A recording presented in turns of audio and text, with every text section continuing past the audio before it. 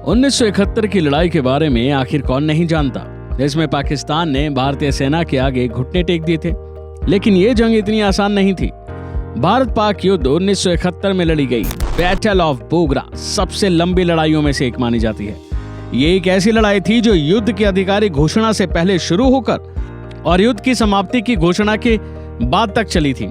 ये लड़ाई रिहायशी इलाके में लड़ी गई थी।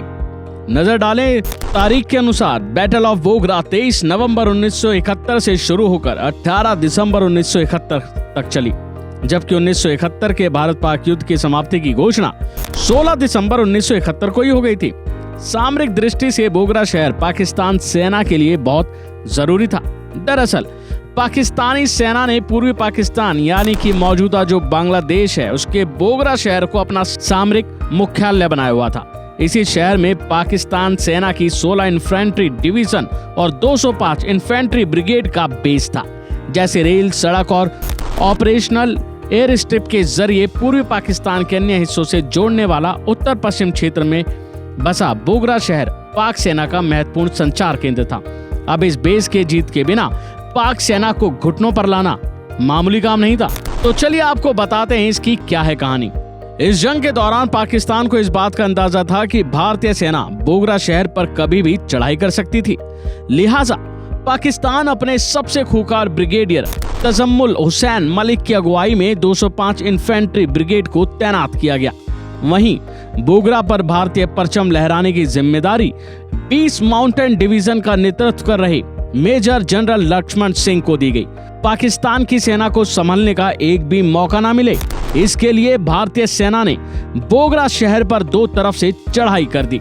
ब्रिगेडियर तजम्मुल हुसैन मलिक की तमाम कोशिशें भारतीय जाबाजों के हौसले नहीं रोक पाई, तो वहीं भारतीय सेना के जाबाज एक के बाद एक सामरिक इलाकों पर कब्जा कर रहे थे। पाकिस्तान सेना की तमाम महत्वपूर्ण इमारतें अब भारतीय सेना के कब्जे में आ गई थी।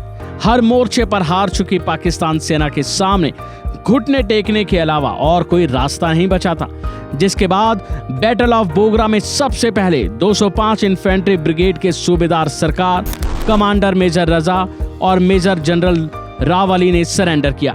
16 दिसंबर 1971 को दोपहर करीब 2 बजे भारतीय सेना के आगे इन्होंने आत्मसमर्पण कर दिया और आखिरी में ब्रिगेडियर तजम्मुल हुसैन मलिक द्वारा आत्मसमर्पण करने से इनकार करने पर मेजर जनरल नजर हुसैन शाह को खास तौर पर सरेंडर करने के लिए भेजा था।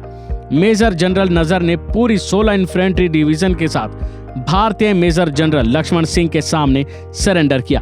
तो वहीं ब्रिगेडियर तजम्मुल हुसैन भागने की कोशिश कर रहे थे तो लोगों ने उन्हें पकड़ लिया और फिर सड़क पर उन्हें खूब दौड़ा कर पीटा।